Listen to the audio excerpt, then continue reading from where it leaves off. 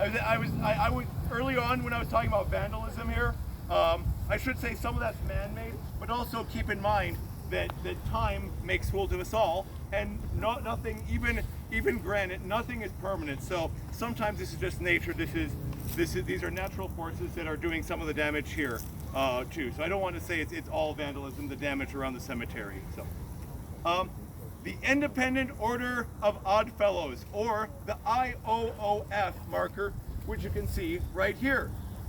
The IOOF was a fraternal society that promoted friendship, love, and trust, hence the FTL. This organization started in New York City in 1906.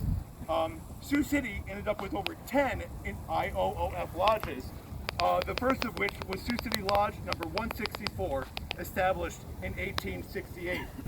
This was a club, but it was also a social benefit society, meaning it was like early insurance. You paid into it.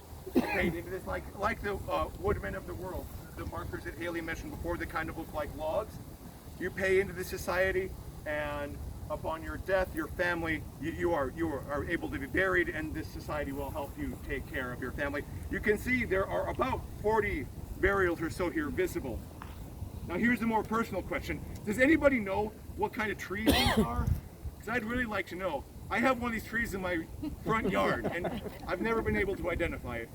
So if you're a botanist, please help me identify this tree. It's a hackberry. I don't know what kind of tree it is. Anyway, we're on to see